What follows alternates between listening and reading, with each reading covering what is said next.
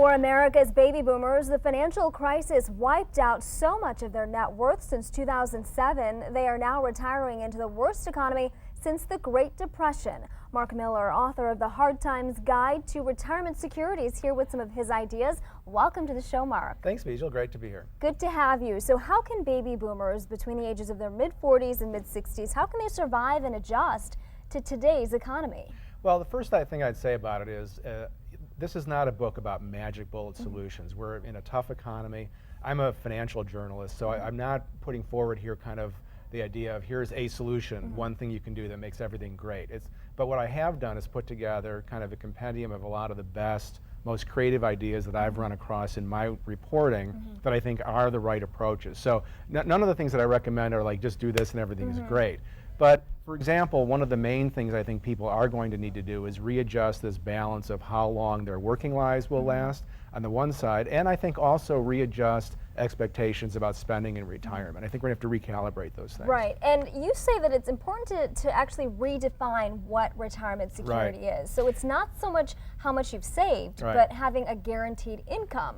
What do you mean by that, and break that down? Well, I think that over the last few decades, we've had this kind of controlled experiment in self-directed retirement, namely the 401k and the IRA system. And those have more or less replaced what we used to have in the private sector, which was the defined benefit pension. You retire, you get a check every month. Those have evaporated for most people who work in the private sector of the economy. So what we've had over the last few decades, though, is the equivalency of retirement investing is the same as retirement security. And it's really a broader picture that people need to look at. Yes, investing in the 401k is important. That's going to continue to be important.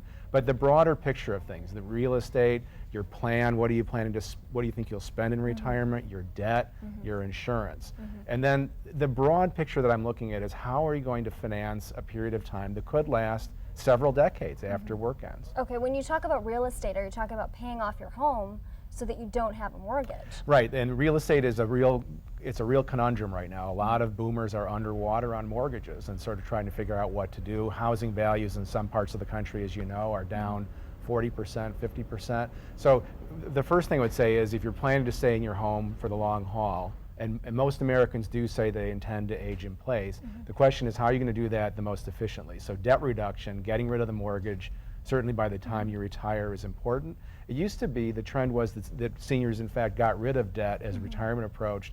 With the housing bubble, that trend actually reversed and we started seeing increasing debt loads among older Americans. So we need to work to get back to where we were because that interest cost is just an inhibitor on your cash flow.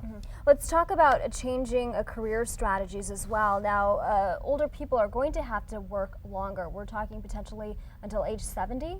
Well, that's the Social Security debate that's going on, whether the so-called full retirement age will go to 70.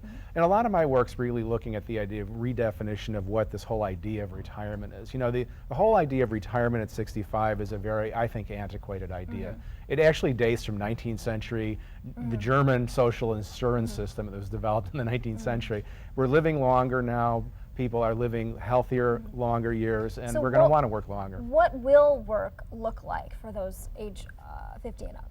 Well, the real problem we're facing here is a workplace that still practices age discrimination. I usually tell people who find themselves out of work in this recession, having worked in corporate America, that it's time to think about reinvention, second careers, perhaps an entrepreneurial path. I personally think that 50-plus entrepreneurship, even at the level of self-employment, is going to be a big trend. It's going to be very hard for a lot of these people to break back into the workforce. A lot of people are trying to think about replicating the work that they had. I think the odds of that are not great. Okay, all very good ideas. Thank you very much for sharing them with us. Mark Miller, author of the Hard Times Guide to Retirement Security.